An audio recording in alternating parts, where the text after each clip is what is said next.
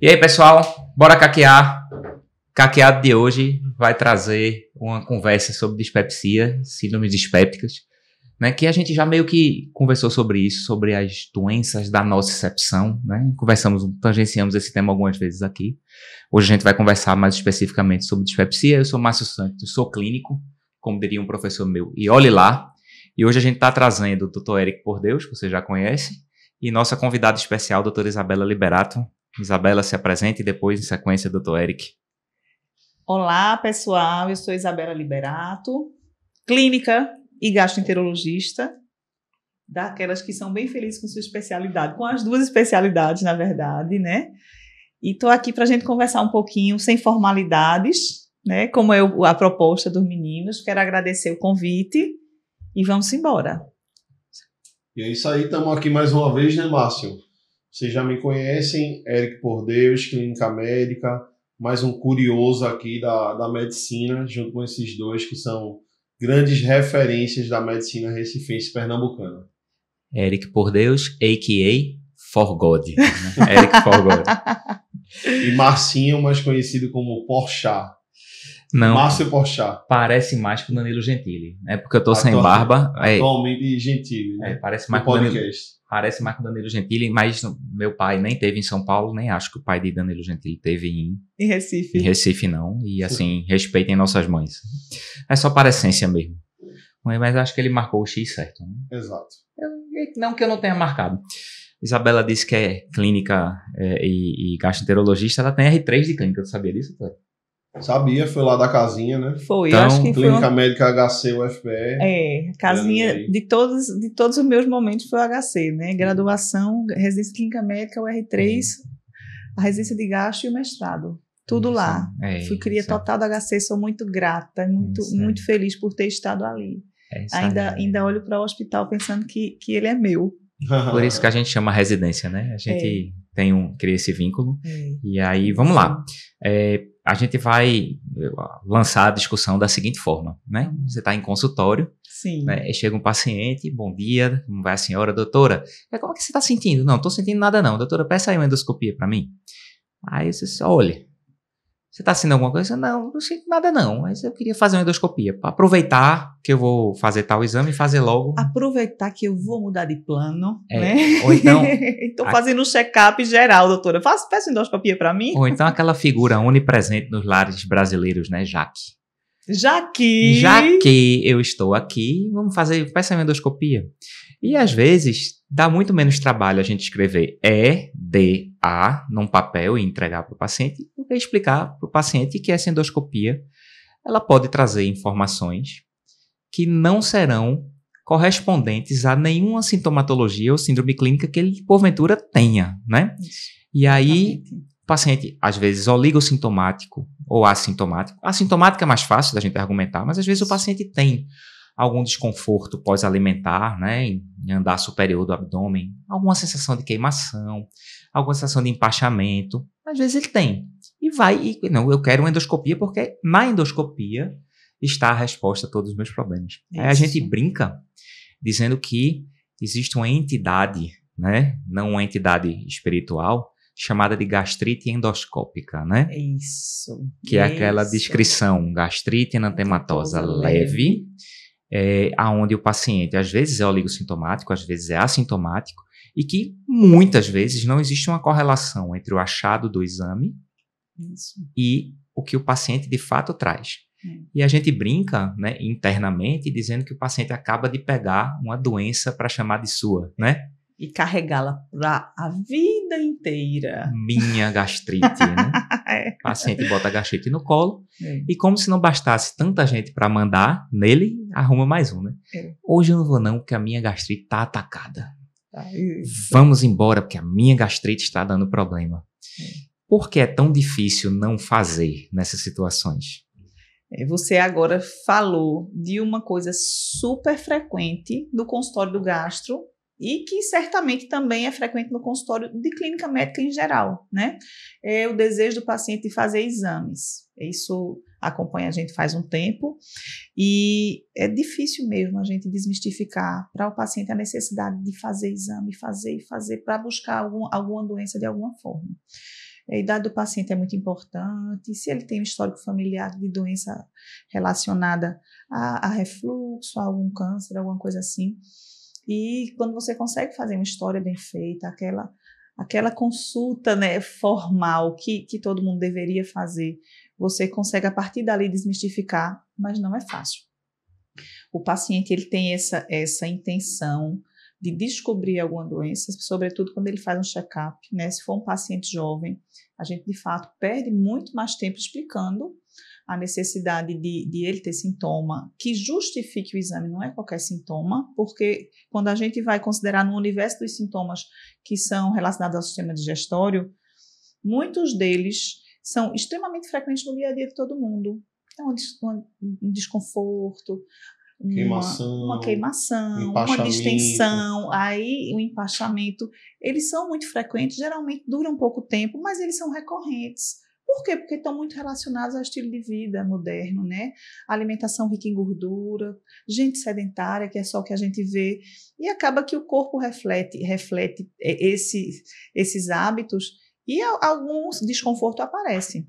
Então, a gente que faz o consultório com mais responsabilidade em relação a todos os custos e a todos os riscos a que a gente expõe o paciente, a gente tem muito trabalho para desmistificar essa necessidade do exame. É uma responsabilidade, né, Bela? Muito grande, é uma responsabilidade. E aí nessa linha, só um segundo, Eric.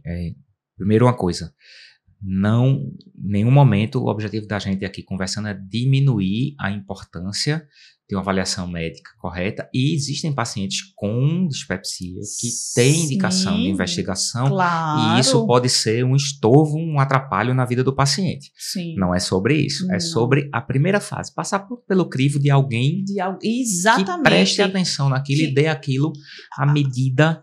E a importância que aquele sintoma merece. Isso. E aí a pergunta que eu ia fazer antes desse pequena parte é, a gente pode dizer que é mais funcional do que anatômico, ou seja, é mais importante a descrição do que propriamente aquela fotografia que você tira numa endoscopia ou não? Sim, sim. E é importante a gente chamar a atenção, inclusive, para o tipo de sintoma que o paciente tem, e às vezes é um sintoma tão intenso, funcionalmente falando, o paciente tem alguma sensação e ele tem uma sensibilidade maior a uma distensão, por exemplo, né, do que outro paciente teria, e ele tem um desconforto de fato intenso. Quando a gente faz a endoscopia e tem aquele achado, a gente sabe que não corresponde o que se encontrou com o sintoma do paciente. E aí vem aquela história, você pediu o exame, esteja preparado para o resultado, porque aí o paciente vai dizer, eu tenho gastrite, então ela explica o que eu estou sentindo, e aí a gente tem que ter muita segurança, muita tranquilidade para dizer, não, esse achado, ele não tem um significado patológico. O que você sente, a gente vai tratar de outra forma, né? A gente vai modificar o estilo de vida, a gente vai fazer uma orientação dietética, a gente vai ter uma série de elementos para trabalhar, para fazer com que você melhore o seu sintoma, em relação a só fazer uma medicação para tratar um achado de exame que pode não ser patológico e pode não ter significado clínico. Muito bom. Eric, eu te interrompi, perdão 1000 vezes. Tranquilo, Márcio. Mas você ia fazer uma intervenção. Não, eu ia dizer que muitas vezes o paciente ele acaba se apegando à exceção. Aquele exemplo de um colega que por vezes não tinha nenhuma queixa, que fez um exame e que aquele exame identificou o problema dele e que por conta disso, pelo fato de ser a exceção, ele acha que acontecendo com ele, né, pode acontecer com ele, pode acontecer com o familiar dele e tenta, né, utilizar a exceção como a regra geral. E é isso que vocês falaram, né? Acho que educação em saúde é algo que dá muito trabalho.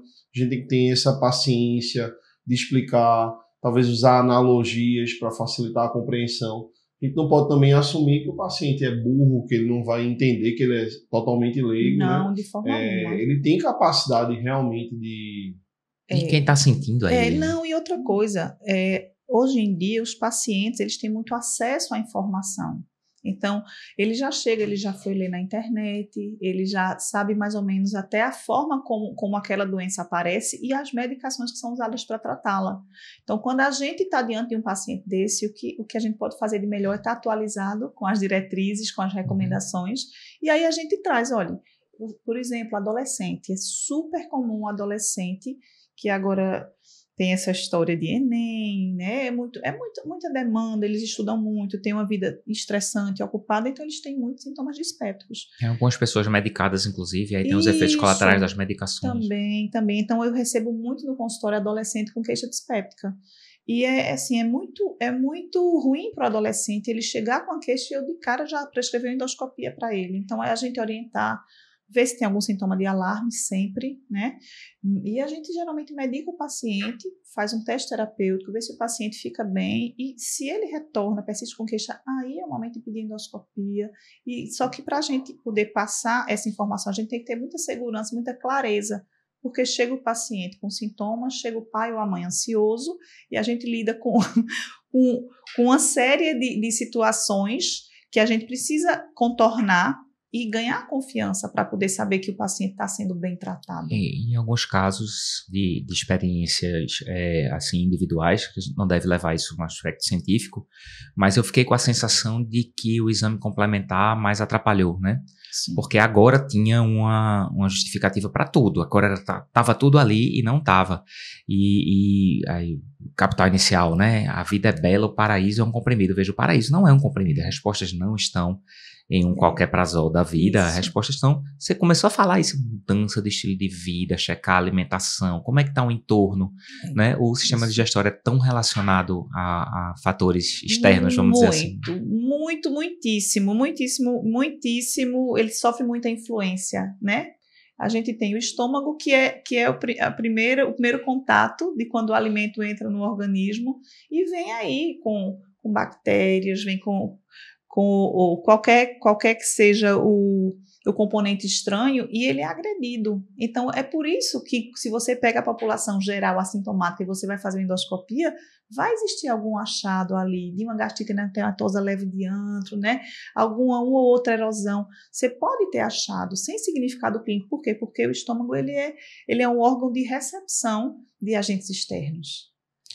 Você falou citou que o paciente às vezes chega com sinais, sintomas, queixas compatíveis com a síndrome dispéptica e a primeira abordagem, melhor abordagem, talvez seja a gente conversar sobre os fatores externos.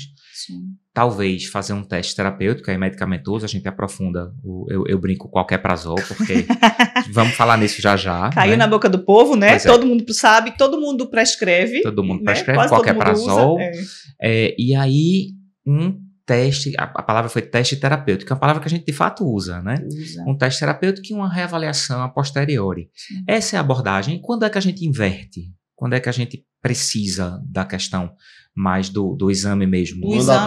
Mandatório, né? Já para início, né, de condução. A gente precisa sempre que a gente tem algum sintoma de alarme, né? Quando a gente tem um paciente que tem a perda de peso, que tem aí uma dificuldade de deglutir, uma disfagia, quando o paciente tem vômitos recorrentes, então, quando a gente tem sangramento, isso para a gente já é mandatório fazer endoscopia. E anemia, algumas coisas de questão familiar. Assim, história familiar, anemia também. A idade é um ponto de corte que, a depender da sociedade, isso. Normalmente na prática, Bela, veja. Que idade você usa assim? O paciente nunca teve queixa dispéptica. Iniciou depois de tal idade, assim. 40 anos, via de regra, é uma idade que a gente considera que o paciente, nesse momento da vida, ele deve ter feito alguma endoscopia. Se ele não fez, ele vai fazer ao mínimo sintoma. Ao mínimo sintoma não, mas assim, com sintomas que já incomodam, que já o levam para uma consulta, esse paciente já merece fazer endoscopia. Ou que sejam refratários, entre aspas, à abordagem inicial, né?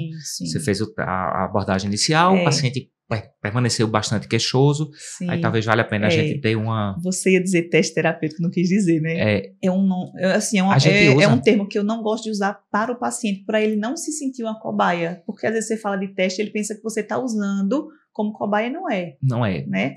Mas é um termo corriqueiro. Um dos intuitos da gente trazer esse tipo de abordagem, né, que a gente não está dando aula sobre, não. E eu gosto de brincar, né, pessoal, isso não é uma recomendação, povo de investimento que faz isso, né, esta não é uma recomendação, nem aqui é um bate-papo. Isso. Onde a gente Da tenta vida trazer prática. da vida Da prática. vida prática. E a gente usa essa expressão teste terapêutico, uma expressão científica, Sim. tá? E que Sim. está ali posta em algumas situações, porque você, a partir daquele período de tratamento, você tem outras conclusões que podem levar, por exemplo, à realização de um exame complementar com endoscopia ou em outras Isso. situações a outros exames Que sejam complementares, pertinentes. que sejam pertinentes, né? Verdade. Outra coisa que a gente traz também, se o paciente tem, doutor, eu tô com doença do refluxo, eu tenho azia, eu tenho queimação, sobe aqui, me dá uma queimação, às vezes me dá um pouquinho de halitose, quando eu como demais e deito, eu não aguento, que fica queimando Aí eu tal. tenho que levantar, botar uma almofada. Preciso fazer Um um encosto, O né? encosto. Eu É uma preciso- pessoa ou um objeto, um encosto? Pois é, isso é um debate para outro dia, onde convidaremos alguém da área, né? Mas vamos lá. Lembrando que eu sou espírita, né? A gente não usa no espiritismo a palavra encosto, não, mas tem gente que usa e está tudo bem. Vamos lá. Paciente com queimação, tal, aquela coisa toda. Eu quero fazer endoscopia. Endoscopia dá diagnóstico de doença de refluxo? Pois é, eu estava conversando ontem com os nossos residentes, que a gente tem um papel educativo muito importante, né, quando a gente forma profissionais, e explicando exatamente isso. A doença do refluxo é uma síndrome que tem diagnóstico clínico. Isso é importante para a prática médica mesmo, porque até nesses adolescentes que chegam, assim, sobre os quais a gente já falou, muitos deles têm a doença do refluxo. E aí a gente, quando tem a doença do refluxo, o diagnóstico é clínico e a gente faz a endoscopia para ver se a gente tem as consequências de um refluxo ácido no esôfago, né? Que aí a gente vai poder ver esofagite, que tem erosão, a gente pode ver estenose, que seria já uma consequência bem tardia de uma ocorrência recorrente. De uma ocorrência recorrente foi feio, né? Acontece. De um refluxo que é recorrente Crônico, e crônico, né? persistente. A gente tem atualmente também, é uma doença mais recente, né, de diagnóstico mais recente, que é a esofagite eosinofílica, né, que tem os achados que são muito característicos também e que tem uma sintomatologia um pouco diferente, porque tem uma disfagia que é mais Presente. mais presente do que na doença do refluxo comum. Até antecipou em algumas situações. Não, se a gente vai para a literatura um pouco mais antiga, a disfagia nem entrava direto, né? A não ser que fosse aquela coisa sólida, progressiva, né? Sim. Mas aí a disfagia entrou para endoscopia rapidamente Sim. por conta de esofagite eosinofílica. Ela foi antecipada um pouquinho. Então, voltando para responder a sua pergunta diretamente, a endoscopia ela não diagnostica a doença do refluxo, ela identifica as consequências dela. Diagnósticos diferenciais, complicações. Para isso ela está muito bem empregada. Anéis esofágicos, esofagites, as metaplasias. Isso, as metaplasias, as esofagites por agentes quaisquer que sejam, e inclusive... Aquele salmãozinho no esôfago, que não dá o diagnóstico, né, mas que sugere, né, o esôfago de Barrett, exatamente. E até o caranguejo, né, no fim das contas. O que é esôfago de Barrett, pessoal? Tem gente que está caqueando e não sabe o que é, não. Eita, então, vamos lá, quando tem aquela metaplasia do epitélio escamoso esofágico para um epitélio colunar, né, mais glandular, e aí normalmente tem uma alteração macroscópica da coloração, aquela coloração do esôfago que vai tendendo a ficar mais aquele salmão, mas não acho bonito não, talvez fique até bom numa camisa para massinho aqui, mas pro esôfago a gente já fica preocupado. Embora só a biópsia vai conseguir dar esse diagnóstico de certeza. Né? Quando o endoscopista, quando ele tem a visão endoscópica do órgão, ele vê que é um local, geralmente uma lingueta, né? Começa como uma lingueta, porque é exatamente o que o refluxo alcança ali. E ele tem uma coloração diferente do esôfago normal, né? A coloração rósea, salmão, cor de salmão, e aquele local, ele obrigatoriamente precisa ser biopsiado. Né? Trocando em miúdos. Até impacto prognóstico, né? Porque é uma lesão pré-cancerígena, você vai ter que repetir com a maior frequência, endoscopia, vai intensificar o tratamento, né? Com qualquer prazol. E aí tem a implicação terapêutica de você precisar, de fato, bloquear o refluxo no ácido no paciente, e tem também a implicação de acompanhamento, com que periodicidade você vai precisar fazer o exame endoscópico, né? a orientação que você vai dar para o paciente e, sobretudo, a tranquilização que você vai fazer para o paciente. Porque se você fala ao paciente que você tem uma lesão pré-maligna, você gera uma angústia muito grande e uma sensação de que algo grave está prestes a acontecer. Mas aí a gente tem toda jogo de cintura, aquele jogo de cintura para explicar. Veja, é muito bom quando a gente já sabe que você tem essa condição e que a gente vai poder acompanhar.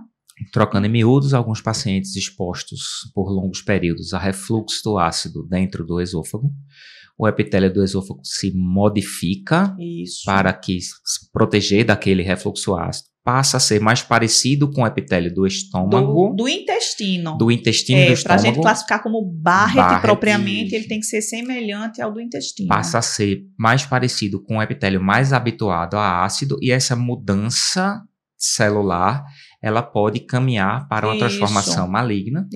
Isso para uma neoplasia de esôfago, e isso é passível de um acompanhamento específico, geralmente endoscópico, geralmente com biópsias, geralmente com quantidade de biópsias circunferenciais estabelecidas. Que está estabelecido em protocolo. Em protocolo, e a depender da célula encontrada, a periodicidade da endoscopia ela pode ficar menor.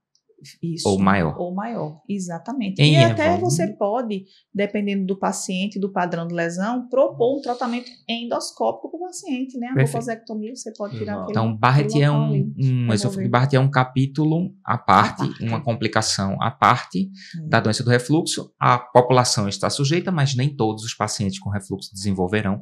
A minoria vai desenvolver, na verdade. Uma minoria, mesmo com refluxo, uma minoria que desenvolve. E olha, uma coisa que é importante, a gente tem o desenvolvimento de medicações cada vez mais eficientes, por isso também que ele está ficando cada vez menos encontrado, né? Porque a gente consegue tratar melhor o paciente. Bora entrar ser nisso? Preventivo. Bora entrar nisso. Medicações... Chegou a hora do qualquer prazol. A gente quando... Eu sou mais antigo, né? Volto a dizer, me formei em 98. Já está no risco? Já fiz. Já está no risco aí da endoscopia dos 40 anos? Já fiz. Será? Fiz. Não. Já fiz. Tem que fazer. Tem que fazer. Né? Assim, primeiro que eu tenho queixa, né? Eu tenho queixa. Segundo, que eu tenho idade, né? A perda de peso não tenho, né? Só intencional. Graças a Deus, só intencional, né? A intencional é mais difícil, mas ainda bem que eu não tenho por doença. Não tenho anemia, não tenho fator de risco familiar, não teve sangramento. Não teve sangramento. Tem aqueles sintomas persistentes, né, Márcio? Aquela coisa do café, né? Muito café, às vezes. Bom, mas já fiz. E já fiz a colonoscopia também, né? Que é um debate para outro dia, tá? Dos screenings neoplásicos necessários. Adoro. Né? Pode me convidar. Vou adorar falar sobre isso. Vou amar. Inclusive, quando você me chamar, por favor, viu? Já está feito o convite. Oba. Aí a gente vai falar sobre os meses que são as cores na medicina. Para chamar a atenção, né? Aí eu tenho um caqueado só sobre aquarela da medicina.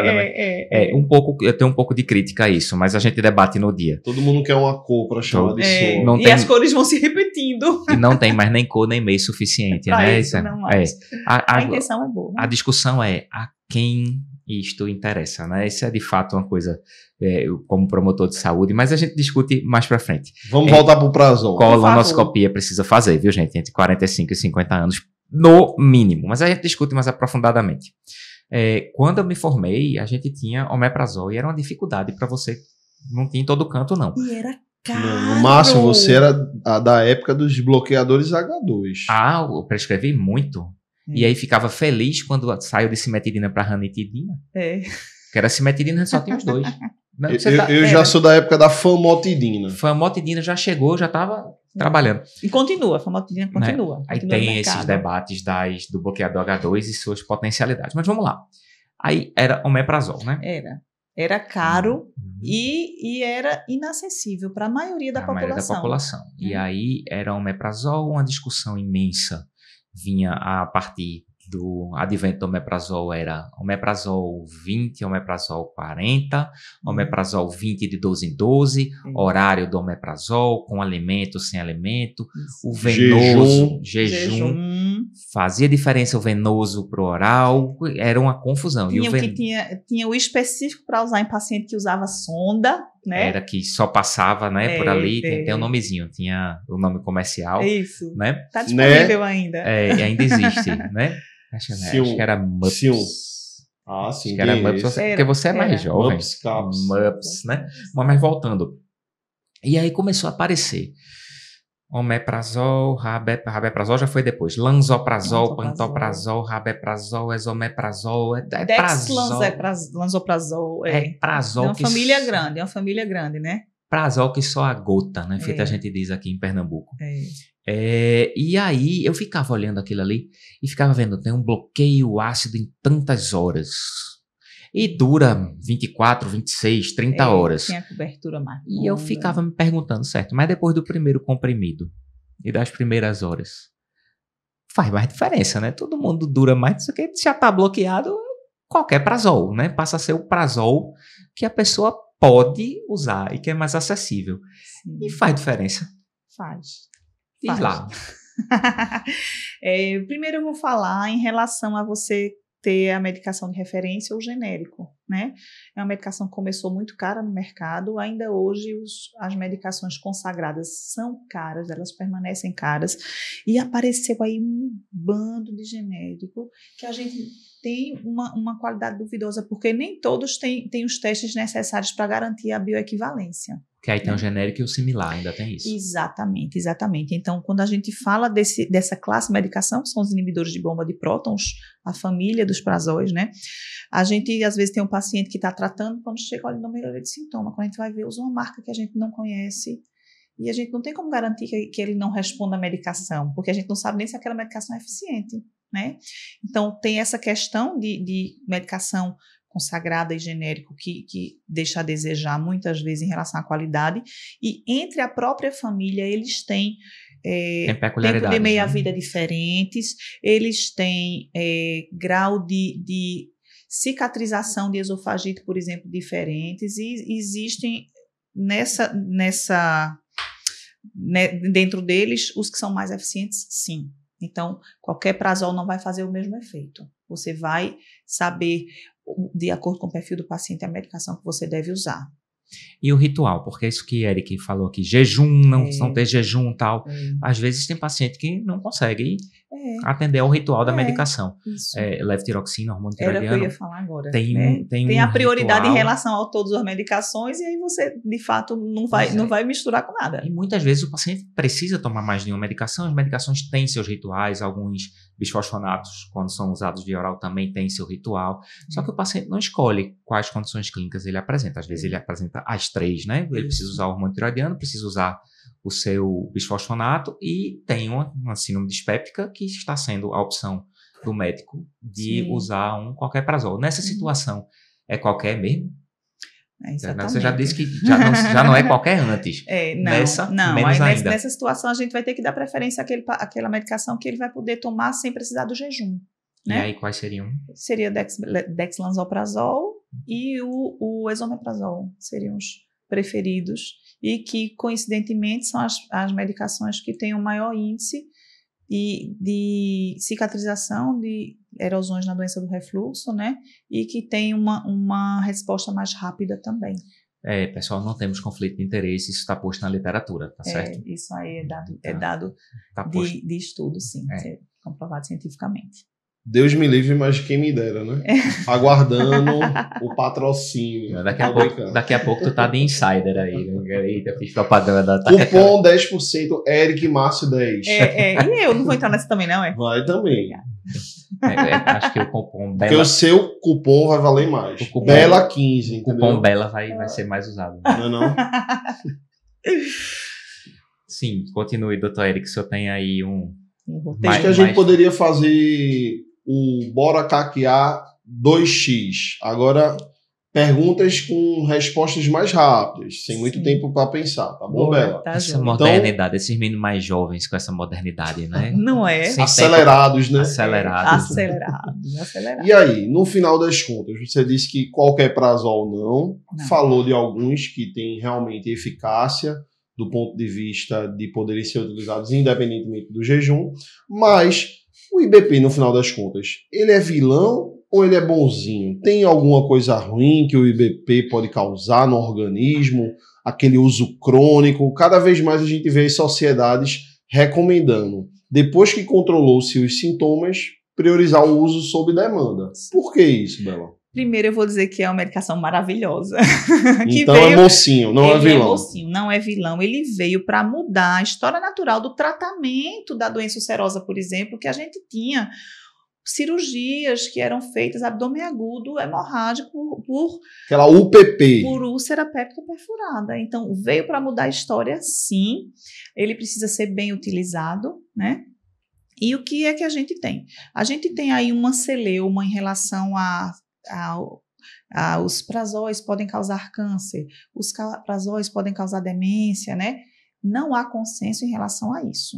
Então, o que é que se recomenda? A gente precisa usar na dose correta, de acordo com a condição que demande o uso, né? Na duração correta também, e sempre que a gente puder, a gente tem que suspender a medicação. Sim, não é livre demanda do paciente. Não, excelente, me corrija se eu estiver errado. Então, a recomendação de literatura hoje é que, após a indicação, conforme a condição clínica que o paciente tenha, existe uma previsão para início e término daquele tratamento prorrogável, claro. De preferência pelo médico. E outra coisa, e passível de desmame também. Perfeito. Você vai reduzindo dose, né? Recomendação oficial hoje é que exista um início, meio e fim. Não se utilize ad eterno. Não. E por conta própria. Não, também não. Apesar disso, é uma medicação que está over the counter, né? Que está disponível nas bancadas da farmácia. Todo mundo conhece a medicação e muita gente, sem ser médico, acaba indicando para alguém usar, o que pode ser muito perigoso. Deu certo comigo, né? Vai fazer uma libação alcoólica ou alimentar, tome qualquer prazol antes. Isso, e o pessoal usa, vamos lá, é uma medicação onde existe, no mínimo, debate sobre potenciais malefícios no seu uso contínuo de forma descontrolada. Isso, né? Como para toda medicação existe. É uma medicação que se usa aí há 25, 30 anos, então para nós ainda não é uma medicação que tem tanto tempo. Isso. Então podem aparecer aí efeitos colaterais de longo prazo. Os pacientes acabam que começaram a usar.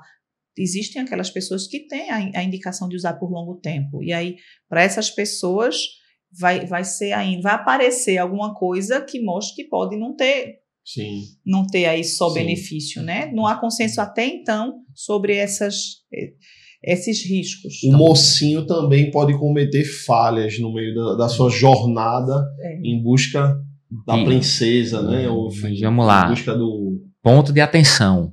O tratamento hoje, em 2025, tem começo, meio e fim, prorrogável por orientação médica. Aquilo que tem escrito na caixa do remédio. Passível até de ser uma recomendação para usar o resto da vida, a depender da condição clínica do paciente. Acho que temos pacientes, os 3, que não conseguem desmamar porque se tornam muito sintomáticos. Muito sintomáticos, ou que tem o esôfago de Barrett, por exemplo, que a gente precisa encarar com seriedade esse bloqueio do refluxo ácido, né?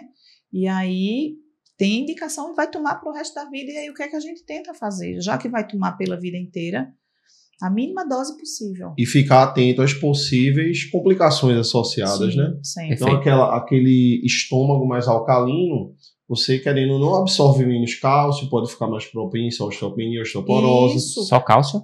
Aquele idosinho que está lá usando cronicamente, que se hospitaliza, né, Márcio? A gente tem os pacientes em comuns, pode eventualmente fazer uma diarreia por clostridioides. Isso, exatamente. Ou até aquele a diminuição da absorção da vitamina B12. Né? Então, aquele paciente, é aquela coisa, a gente vai usar, mas vamos ficar alerta, né, pessoal? Monitorar. O ácido não é o vilão. Tudo no organismo tem um propósito, né? Imunidade inata, né? O ácido é fisiológico. O ácido é uma barreira. É a primeira barreira para os patógenos que entram no organismo pela boca. Então, quantas infecções a gente previne porque a gente tem ali o ácido como a primeira barreira e vai matar aquela bactéria que entrou no alimento. Né? Em medicina hospitalar, né, algumas das medidas que tá uma campanha, que é uma campanha antiga, que é Save 5 Million Lives, né? E aí tem lá os famosos bundles, que o pessoal decorou só os bundles. O pessoal não foi na raiz do negócio. Mas é interessante, suspender o bloqueio em alguns pacientes que estão dentro do hospital melhora o desfecho desse paciente dentro do hospital. Só indicar o bloqueio quando tem indicação, também. Então, é um mocinho que pode sim, doutor Eric, ser o vilão. Exato. Então, me diz uma coisa, a gente sempre fala de gastrite e emerge, né, aquela bactéria. O tal do H. pylori.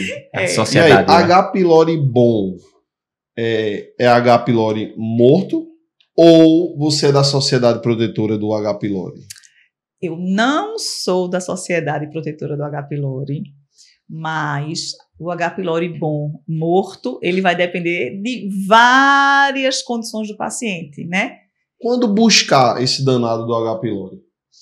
Sempre que a gente tem uma endoscopia digestiva com alterações endoscópicas. Aquela gastrite, enantematosa leve. Sim, quando o endoscopista, quando ele faz o exame e o aspecto endoscópico é normal, ele não tem obrigatoriedade de coletar material para biópsia. Mas se ele vê alguma alteração, por exemplo, uma gastrite erosiva, ele precisa. Uma gastrite crônica. Uma gastrite enantematosa, uma úlcera, ele precisa. Uma úlcera obrigatório, né? Então, existem as condições que quando a endoscopia é feita, elas obrigam a fazer a coleta do material. Perfeito. E quando o H. pylori vem, dependendo da condição, ele precisa ser tratado. Sim. E aí, a parte, quando o camarada descreveu a possível associação de H. pylori e doença ulcerosa péptica, houve um movimento na literatura, isso é década de 90, 80, né? Ridicularizando tal, não sei o que. Depois, H. pylori justificava tudo, trata todo mundo. E aí, durante esse período de trata todo mundo, não trata todo mundo. Aí se reduziu a quantidade de indicações de tratamento de H. pylori. Hoje, se aumentou um pouquinho a quantidade de indicações. Então, a gente já sabe tratar esse danado. E aquela coisa, né, Márcio? 70% a 80% da população em países subdesenvolvidos vão estar colonizados por H. pylori. E se reinfectam. E vão ter adquirido na infância, pelas condições aquela coisa latina, né? Hábito, que a gente pega a comidinha. Que a gente compartilha aqui o copo com o bebezinho. Pois é. O beijinho, né? Que vem. Coisinha linda, e dá um beijinho assim, ó. E é na infância, né? Que a maioria das. Beijo Dimas, doutor Eric. Vem cá, Dimas. Vem cá. Olha aqui, Dimas, galera. Dimas, tu vai aparecer. Apareça aqui, Dimas. Você tem que aparecer. No próximo dia a gente consegue essa façanha. Pois é. E aí, o que acontece o tratamento do H. pylori, ele não é um tratamento fácil para a maioria dos médicos. Primeiro, porque ele vai mudando ao longo do tempo, ele veio mudando, né? E ele também sofreu uma mudança não em relação às medicações, mas em relação à duração do tratamento. Então, para quem está no dia a dia, fica fácil, mas para quem não está naquele movimento de atender paciente que tem a doença dispéptica em geral, às vezes não está familiarizado. Eu recebo muita ligação para confirmar, olha, qual é o tratamento agora de primeira linha, como é que a gente faz segunda linha, porque não é sempre, né, que o tratamento já erradica na primeira vez. E aí, quando vai sendo a sucessão das linhas de tratamento, as medicações vão mudando. E aí fica complexo. Bela, eu não tenho conflito de interesse, mas que nome bem bolado dessa medicação. Pylori Pac. Nem me fale. Pantoprazol, amoxicilina e claritromicina. Ainda faz você lembrar da composição. Pois é. Vê, quando eu era residente, era tão difícil tratar H. pylori no SUS. Porque isso era proibitivo, o custo. Era caro. E outra coisa, não existiam os kits. Você não encontrava claritromicina. A gente passava as medicações. Aquela receita quilométrica, né? Para ensinar o paciente que tem um grau de entendimento menor, que muitas vezes não é alfabetizado. A amoxicilina era disponível, difícil. Mas o prazol e a claritromicina era super difícil. E aí eu nunca me esqueço, um paciente que era uma pessoa muito humilde e que não entendeu bem o tratamento. A gente passou, aí ele não teve a condição de comprar. Sim. Aí primeiro ele comprou a amoxicilina. Tomou separado. Aí tomou cada medicação separadamente, mas deu uma dor no coração. A gente, quando ele chegou, disse, doutor, eu tomei todinho. Às vezes o Quando paciente ele não tem a explicou, passagem, né? E aí tomou remédio aí. Aí, e foi inesquecível. É. Quando apareceram os kits, ficou muito mais fácil, muito mais fácil. Por quê? Porque o tratamento vem completo e porque, além disso, vem em cartelas que vão orientar as medicações do dia com o sol de um lado e os medicamentos da noite com a lua do outro lado. Então, até para o paciente que tem um grau de entendimento mais difícil.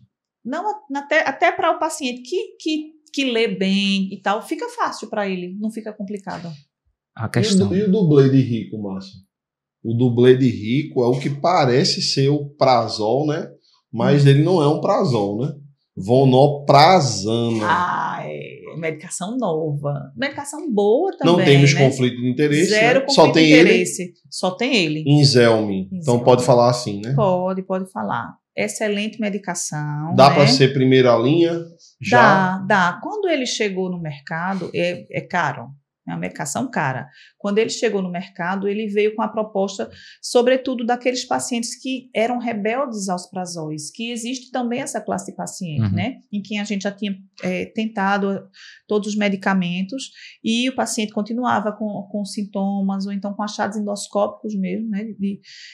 Por exemplo, de esofagite. Ele veio com essa proposta e aí, claro que ninguém quer ficar na fila para ser usado, né? E os estudos mostram que ele é, sim, um bom tratamento para a primeira linha. Continua com um custo alto, mas é excelente medicação. Quando tem remédio novo, né? Dr. Aidano Marques Pinheiro, né, grande professor meu da residência, né? Clínico cardiologista, ele dizia, não seja o primeiro, realmente essa frase não é dele, mas ele que me disse, então ficou gravado, não seja nem o primeiro nem o último a usar um tratamento novo. Espere um pouquinho o balanço, mas eu acho que já passou essa fase. Isso é a doutora Norma Arteiro e também, Vigílio também. Lucena. Essa fase para o Inzelme, ela meio que já passou, né? Ele já foi a fase do já tem pendular. o quê? Uns 2 anos, eu acho, no mercado? Tem mais. O Inzelme foi antes de 2020. É uma opção terapêutica já mais Porque passou a pandemia aí, né? A gente acabou desfocando nele, a gente perdeu essa noção de tempo. E, inclusive, já tem um esquema do vonoprazana para tratamento de erradicação do H. pylori. Muito massa. Não sabia. Tratamento com 2 drogas. Excelente. Quando a gente tem uma situação feita do ácido acetil salicílico, né, que você usa de 81 a 325 miligramas, dependendo da condição. Da onde você lê, né? E veja, 81 e 325 miligramas é uma diferença, é um terço, outra 3 vezes a dose. Então, eu gosto de brincar, se a gente não sabe nem a dose do AS, né? Porque é de 81 a 325, não, mas as indicações são diferentes, eu sei. Mas aquele idosinho frágil que vai se beneficiar. Faça 81 vamos fazer aí. 81. Mas você tem. Faz o DDD de Pernambuco. Tem indicações de literatura que para a mesma situação você usa 81 a 200. Veja, então a gente não sabe usar o negócio. E o tratamento do H. pylori, a pergunta provocativa, será que a gente sabe tratar esse negócio? A gente falou alguns prazóis, né? Existe mais de uma associação de antimicrobianos, bem que a clássica continua sendo a amoxicilina com claritromicina. E o tempo mudou, né? Mudou. Você sai de 7 dias para 10 a 14. Veja, é a metade ou é o dobro? Normalmente. A gente sabe tratar esse negócio. A impressão que eu tenho é que a gente não sabe, não. Não, é difícil. A gente está tratando com o que a literatura coloca, que está posto, e a gente vai seguir. Com o que se recomenda. A gente tem que seguir as diretrizes, né, da sociedade. Se atualiza em crianças. Sempre. Sempre. E deve ser baseado em ensaios clínicos, clínicos, né? Isso, exatamente. Isso, a gente corre um risco danado, porque a gente está gravando em 25, né?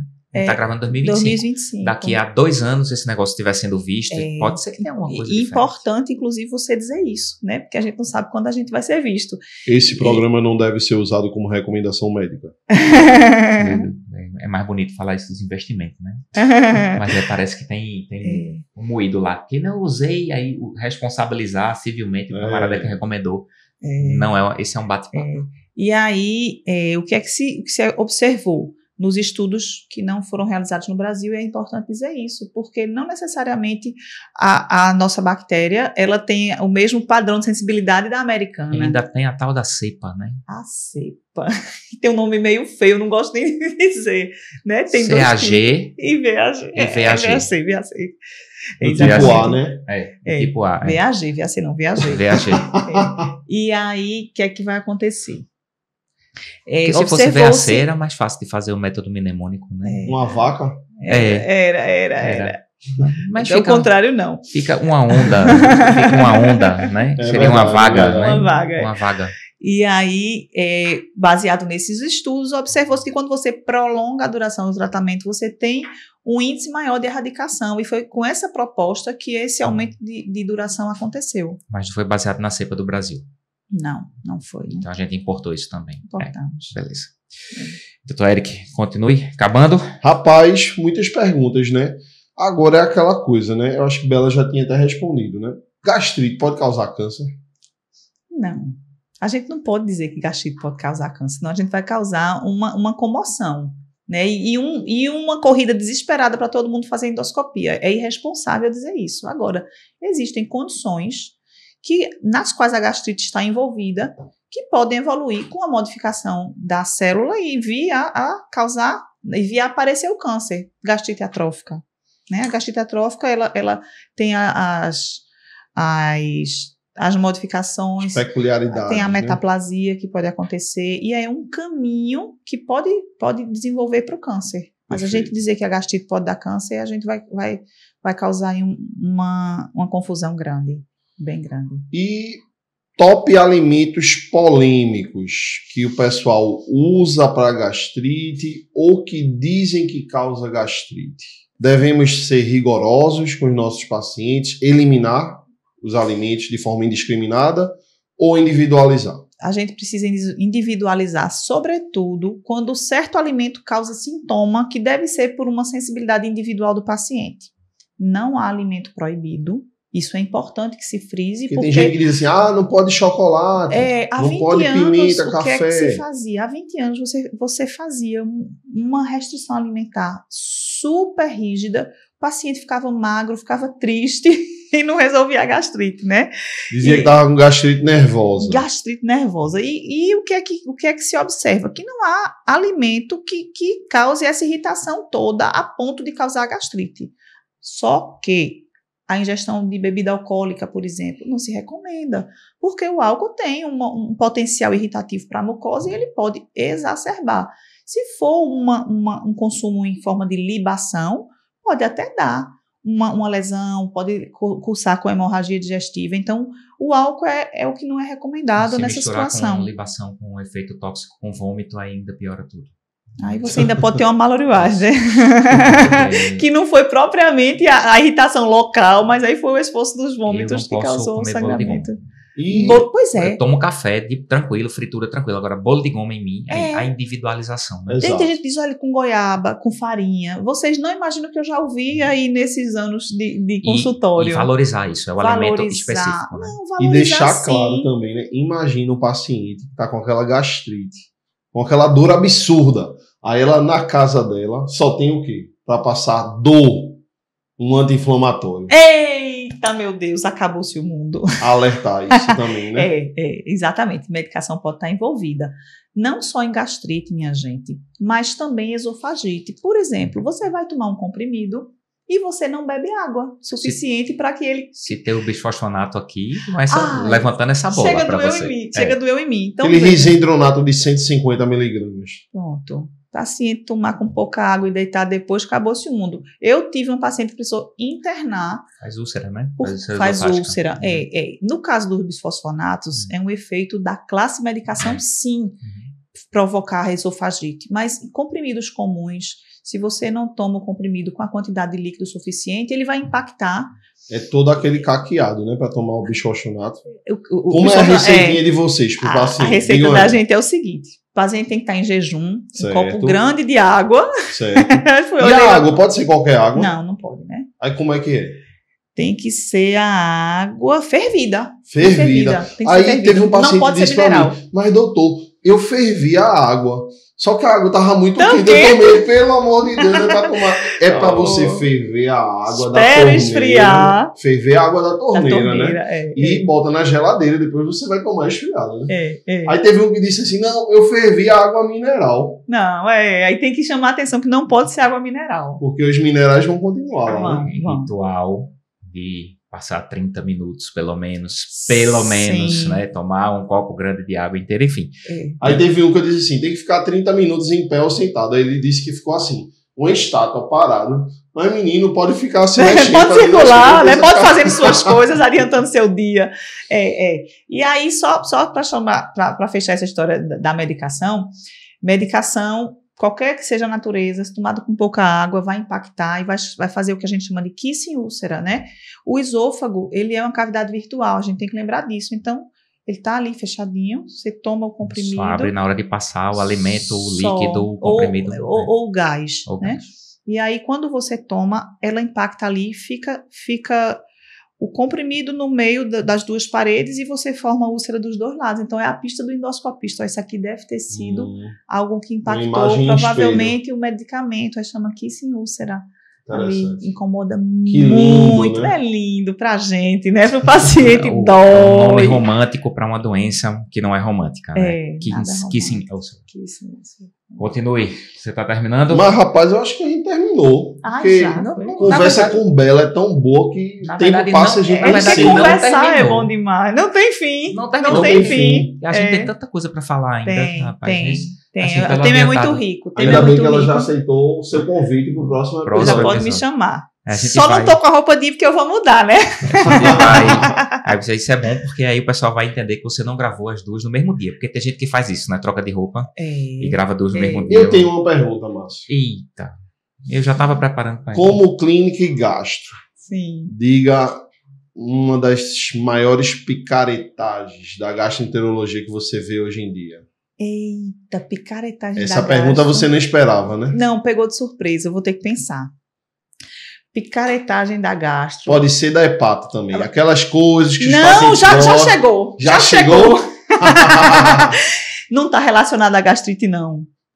Enema de café. Mas, já ouviram falar? Nunca ouvi falar nisso. Quem me disse, inclusive, foi eu já sabia de leite. Foi, né? De leite. Agora você me falou de enema de café. Enema de leite a gente fazia na guerra, no paciente com encefalopatia, porque não tinha lactulona no isso disponível. Eu já escutei falar. Não, isso aí não é picaretagem, não. Dos seniors, né? Era o aperreio que fazia você agir na guerra. Eu tenho mais cabelo branco que tu, Márcio. Bota aqui, bota aqui no cabelo, dá um close aí, por favor. Fica me chamando de velho. Dá um close aí, dá um close. Fica me chamando de velho, que tu tem mais cabelo branco que eu, peste ruim. Olha, pois enema de café. Mas não foi você que falou, não. Foi doutora Norma. Foi, exatamente. Mas eu sou pupila dela e eu ouvi na época de residência os relatos de eles terem tido em situações de desespero que fazer o enema de leite, né, para o paciente com encefalopatia hepática. Mas o que se tem oferecido a pacientes de forma irresponsável e eu diria criminosa, né, com a finalidade de desintoxicar o organismo, é enema de café. Isso não existe. Isso não tem base. Né? Seu organismo está inflamado. Me chama também para eu falar do fígado. Eu jurava que você ia falar de chás. É infinito. Eu preciso vir de novo para falar de chá. Verdade. Então, o próximo caqueado seu já tem. A gente tem dois temas já, viu? De rastreamento de neoplasia de tubo digestivo, que é uma discussão interessante. Interessante e importante. Né? E as picaretagens dentro da gastrohepato, né? Esse tipo de coisa, porque o Fábio Moura, que teve aqui recentemente, isso é uma picaretagem. E a gente foi ver. E tem um monte de gente fazendo picaretagem. Muita gente. Graças a Deus tem gente trazendo. Qual é a picaretagem? Aí as pessoas vão falando. Cada uma fala a da sua área, né? Mas esse enema de café, para mim, é deplorável. Realmente. E o que é pior? É o paciente acreditar que aquilo faz efeito. Esses são os objetivos do nosso caqueado. Tem gente que gosta de ser enganado, né? E a gente precisa trazer isso, trazer informação de qualidade, né? Trazida por gente que estuda, por gente que está comprometido com as boas práticas médicas.